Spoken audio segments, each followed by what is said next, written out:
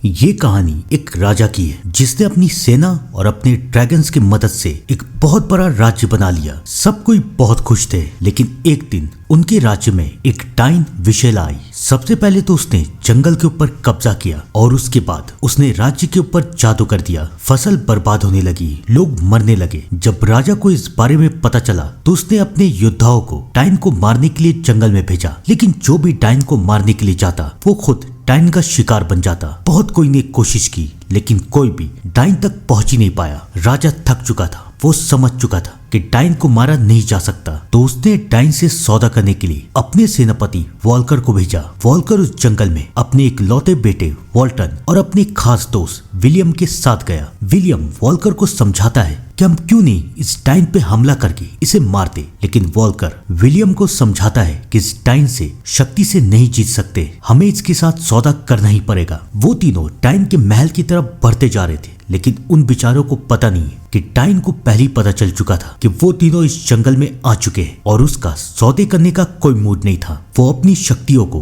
अपने हैवानों को उनके पीछे भेजती है और उसके हैवान विलियम और वॉल्कर के बेटे वॉर्टन को उठा के ले जाते हैं और फिर फाइनली वो डाइन वॉल्कर के सामने आती है। वॉल्कर उससे कहता है कि प्लीज मेरे दोस्त और बेटे को छोड़ दो, लेकिन वो डाइन हंस रही है। वो वॉल्कर को समझाती है कि अगर तुम्हें जिंदा रहना है तो जाओ, तुम्हारा बेटा तो मर चुका है, तुम राजा के पास जाओ और उसे बताओ कि मैंने क्या किया है और मैं क्या क्या कर सकती हूँ। राजा से कहना कि उसके पास सिर्फ 3 दिन का वक्त है, अगर 3 दिन में उसने मुझे राज्य नहीं दिया तो मैं सबको मार दूंगी, कोई नहीं बचेगा। वॉल्कर जो कि डाइन के सामने हार चुका था, वो मजबूरी में वहां से भागता है। वो राजा के पास जाता है, उसे सब कुछ बताता है। ये सुन के राजा को बहुत गुस्सा आ रहा है। वो अपने मंत्री हेगन को बुलाता है। हेगन भी राजा को वही बताता है जो कि वॉल्कर ने कहा था। वो भी राजा को समझाने की कोशिश करता है कि मामूली आदमी या कोई योद्धा डाइन को नहीं मार सकता। अगर हमें डाइन को मारना है तो हमें किसी जादुई शक्ति की जरूरत है, जैसे कि आपके ड्रैगन्स। लेकिन इससे पहले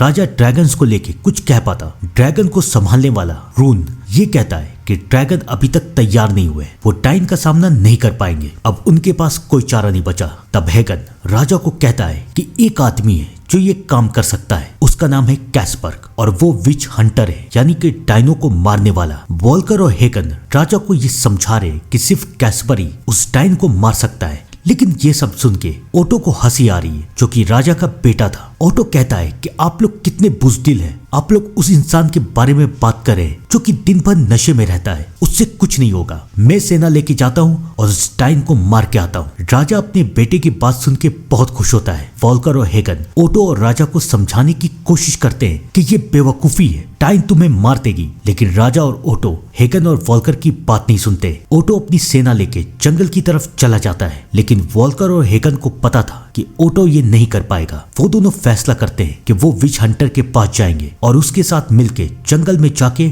उस डाइन को मारेंगे। वो दोनों विच हंटर के पास जा रहे हैं, लेकिन तभी उन्हें ऐसा लगता है कि एक लड़की उनका पीछा कर रही है और ये लड़की और कोई नहीं बल्कि हेगन की इकलौती बेटी है, एरिका। एरिका अपने पापा से कहती है कि मुझे भी विच को मारने के लिए जाना है, मुझे भी उस डाइन का सामना करना है। आपको तो पता है ना कि मुझे जादू सीखने का कितना शौक है, छोटे मोटे जादू तो मैं जानती हूँ और मैं उस डाइन का मुकाबला कर सकती हूँ। लेकिन हेगन अपनी बेटी को खोना नहीं चाहता था। वो नहीं चाहता था कि जो वॉल्कर के बेटे के साथ हुआ वो उसकी बेटी के साथ भी हो। वो एरिका को मना कर देता है और एरिका को हेगन की बात माननी पड़ती है। फाइनली वो लोग विच हंटर के पास पहुंचते हैं, लेकिन विच हंटर बेहोश पड़ा हुआ है। हेगन और वॉल्कर ये देख के समझ जाते हैं कि विच हंटर अकेला ये काम नहीं कर पाएगा, उन्हें और साथियों की जरूरत है। तो वो एरिका को विच हंटर के पास छोड़ के और साथी की मदद के लिए जाते हैं। सबसे पहले वॉल्कर एक किसान के पास पहुंचता है जिसका नाम है डेरेस। डेरेस पहले एक योद्धा था, वो भी काफी खतरनाक और काफी मशहूर, लेकिन एक दिन उसने जंग करना छोड़ दिया और अब वो एक किसान है। वॉल्कर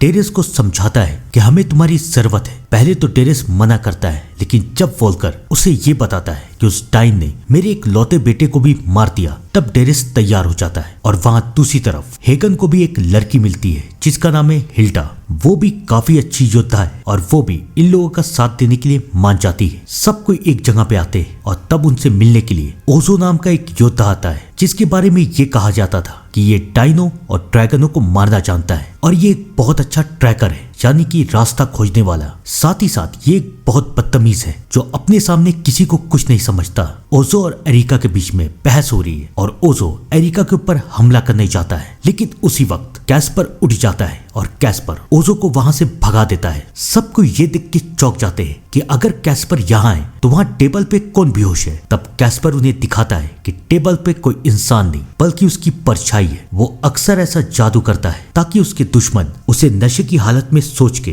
कंफ्यूज हो जाए और कैस्पर अपने दुश्मनों को हरा सके। कैस्पर का ये जादू देख के हेगन और वोल्कर दोनों को यकीन हो जाता है कि कैस्पर उस टाइन को मार सकता है। कैस्पर उनके साथ जाने के लिए तैयार तो हो जाता है, लेकिन उसकी एक शर्त है। वो उन्हें कहता है कि मैं एक ही शर्त पे जाऊंगा कि अगर एरिका हमारे साथ चलेगी। हेगन को समझ में नहीं आ रहा कि कैस्पर आखिरकार ऐसा क्यों चाहता है। तब कैस्पर उसे बताता है कि हर विच हंटर को एक असिस्टेंट की जरूरत होती है और एरिका मेरी वो असिस्टेंट बन सकती है। पहले तो हेगन मना करता है, लेकिन कैस्पर के काफी जिद करने के बाद हेगन मान जाता है। अब ये लोग जंगल की तरफ जा रहे उस डायन को मारने के लिए। जहाँ पर ये लोग जंगल की तरफ जा रहे थे, वहीं दूसरी तरफ ओटो और उसकी सेना जंगल के अंदर पहुंच चुके थे, लेकिन उनके साथ भी वही होता है जो कि बाकी सबके साथ हुआ था। वो डायन का शिकार बन जाते हैं। डायन के जंगली जानवर उन सबको मार देते हैं। इन सब से अनजान विच हंटर और उसकी टीम जंगल के अंदर पहुंच जाते हैं, लेकिन टेरेस एरिका को समझा रहा है कि एक विच हंटर पे कभी यकीन नहीं करना चाहिए। ये लोग धोखेबाज होते हैं, मतलबी होते हैं, अपने मतलब के लिए कुछ भी कर सकते हैं, तो इसलिए इससे बच के रहना। वो लोग बात ही कर रहे थे कि तभी उन्हें एहसास होता है कि झाड़ियों के पीछे कोई है,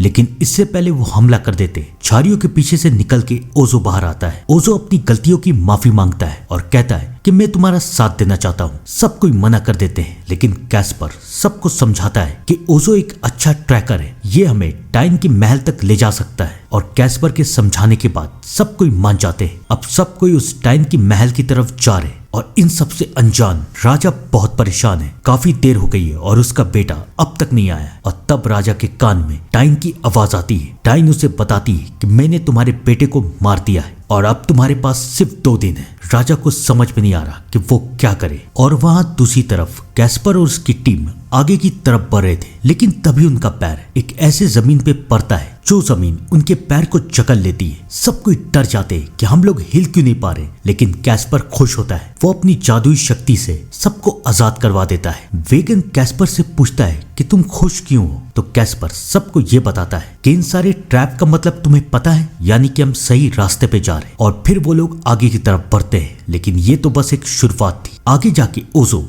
एक जाली में फंस जाता है और वो जाल किसी मामूली मकड़ी का नहीं था, बल्कि एक शैतानी मकड़ी का था जो कि उस डायन की एक सेवक थी। वो उन लोगों के ऊपर हमला करती है। वो लोग उससे लड़ते हैं, लेकिन वो मकड़ी टेरेस को मार देती है। मरने से पहले टेरेस उस मकड़ी को मार देता है। अब उनमें से एक साथी मर चुका है, लेकिन वो लोग अब क्या करेंगे, उन्हें आगे तो बढ़ना ही पड़ेगा। वो लोग आगे की तरफ बढ़ते हैं और डायन ये सब देख रही है। उसे अब गुस्सा आ रहा है कि ये लोग मेरे जाल से कैसे बच गए, लेकिन अब वो एक ऐसा जाल फैलाएगी जिससे ये लोग कभी नहीं बच पाएंगे। जैसे ही वो लोग आगे की तरफ बढ़ते हैं, वोल्कर ये दिखता है कि उसके सामने उसके बेटे की और उसके दोस्त की लाश है। वोल्कर अपने बेटे को ऐसे नहीं छोड़ सकता। वो अपने बेटे को दफनाना चाहता है, लेकिन कैस्पर समझ जाता है कि ये उस डायन की चाल है। वो वोल्कर को रोकने की कोशिश करता है, लेकिन वोल्कर उन लाशों को छू देता है और फिर वो सब खड़े होते हैं। अब वो इंसान नहीं है, बल्कि एक ज़ॉम्बी है, डायन के ज़ॉम्बी। वो सारे ज़ॉम्बी इन सारे लोगों पे हमला करते हैं। इन सब के बीच में एक जंग होती है। वो लोग ज़ॉम्बी को तो मार देते हैं, लेकिन इस लड़ाई में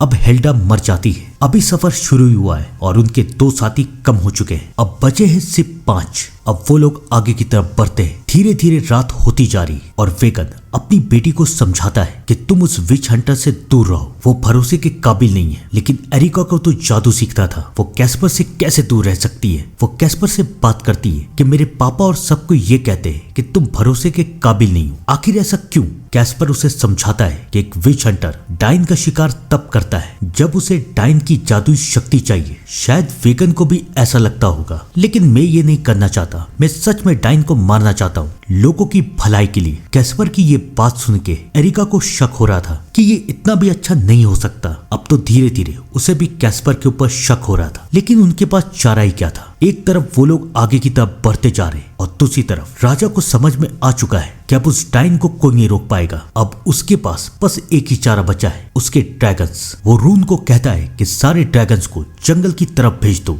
वो उस पूरे जंगल में आग लगा देंगे और जंगल के साथ साथ डाइन भी मर जाएगी। राजा उस जंगल को जलाने के लिए तैयार था और वहां दूसरी तरफ कैस्पर और उसके साथी आगे की तरफ बढ़ रहे थे, लेकिन अब डाइन को गुस्सा आ रहा था। वो अपने दोनों भेड़ियों को मिला के एक बड़ा राक्षस भेड़िया बनाती है और उस भेड़ियों को उन लोगों को मारने के लिए भेजती है। और वो भेड़िया पहले रोजो को और उसके बाद वॉल्कर को, उन दोनों को मार देता है। कैस्पर अपनी शक्तियों से उस भेड़ियों को तो मार देता है, लेकिन अब वो लोग सिर्फ 3 बाकी हैं और 3 दिन पूरा हो चुका है। आज की रात काली रात है और आज की रात डाइन की शक्ति सबसे ज्यादा है। डाइन को अब गुस्सा आ रहा है और वो उस ड्रैगन्स को भी देख लेती है, लेकिन इससे पहले वो ड्रैगन्स इस जंगल को जला देते। वो उन ड्रैगन्स के ऊपर भी कब्जा कर लेती है और अब वो ड्रैगन्स डाइन के लिए ही काम करेंगे। वो डाइन के कहने पे पूरे राज्य को जलाना शुरू करते हैं और राजा ये समझ जाता है कि शायद वो डाइन से बच नहीं पाएगा। लेकिन राजा ये भूल चुका था कि जंगल में अभी भी कैस्पर, हेगन और एरिका है। धीरे धीरे करते हुए वो लोग